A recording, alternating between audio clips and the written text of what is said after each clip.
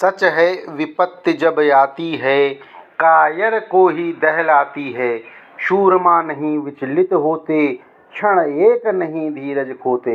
ये सच है मित्रों कि जब भी कभी जीवन में कष्ट आए, दुख आए, तो याद रखना कि हर रात के बाद में दिन होती है, हर सुबह के बाद में शाम होती है। उसी तरीके से इस दुख के बाद में सुख जरूर होगा। और जो विपत्ति आती है उसमें आपको निखरना है, क्योंकि सोना जो होता है वो तपने के बाद में निखरता है।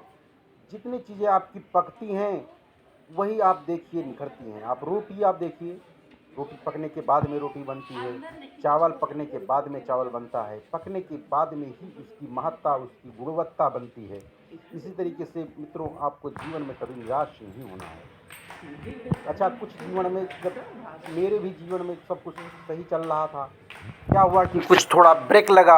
अब इस ब्रेक लगने पर हमारे पास में दो ऑप्शन है, या तो हम निखर जाएं या तो हम बिखर जाएं।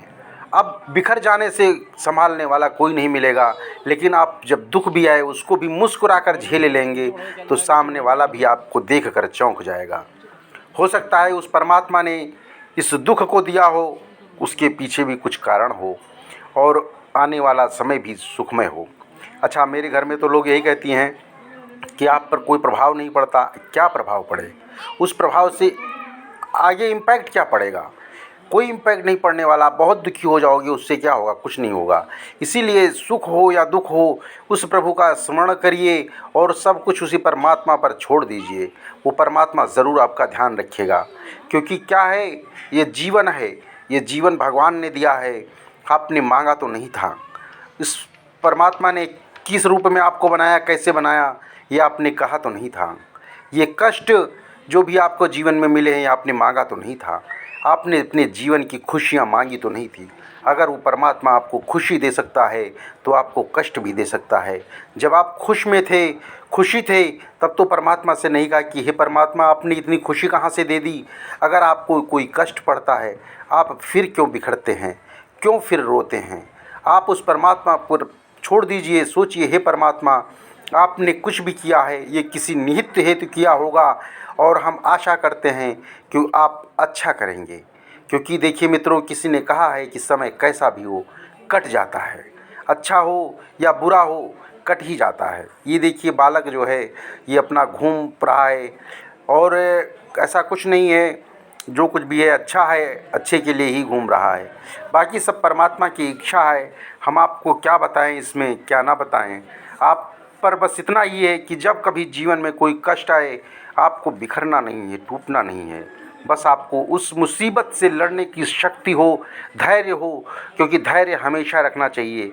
बिना धैर्य के कुछ नहीं होता है। कोई भी चीज़, आपको एक पौधा लगाइए, उसका भी प्रतीक्षा करना पड़ता है कि कब फल देगा। कोई भी चीज़ आप चाहते हैं, आज लगाया है कल हो जाए। ये देखिए हम पहुंच गए, अब चूँकि दीपावली आ रही है तो हमने सोचा कि कुछ सामान की शॉपिंग करते हैं। अब सामान की शॉपिंग करने पहुँचे तो सामान तो बहुत लगा हुआ है, अब ले तो क्या लें। ये मैडम को आपने देखा होगा, ये कटोरा और लोटा बर्तन, ये आप देखती हैं कि मिट्टी का चाहिए इनको। अब इन्होंने तांबे, कूलर, फलां नमक जो है XYZ यूज़ कर लिया है, मिट्टी के बर्तन पे आ गई। क्यों? क्योंकि कह रही हैं इसमें पोषक तत्व होता है। अब आप मित्रों देखिए, जिस चीज़ को हम लोग पहले अवॉइड करते थे, पहले लोग छोटा समझते थे कि इस बर्तन को यूज़ करने से, अब मैं बहुत बड़ा तो नहीं हूँ लेकिन हाँ मेरी हाइट सही है। अब आप उसी बर्तन के लिए भटकते रहते हैं, ढूंढते हैं। अब आप देखिए, ये अस्पताल के हम चक्कर लगा रहे हैं और चेहरे पर 12 बज रहे हैं। अब चेहरे पर 12 तो बजेंगे ही। कभी कभी ऐसा समय होता है कि हम चाह कर भी कुछ नहीं कह सकते हैं, क्योंकि रही मन निज मन की व्यथा, मन ही राखो गोई, सुनिए ठिलई हैं लोग सब।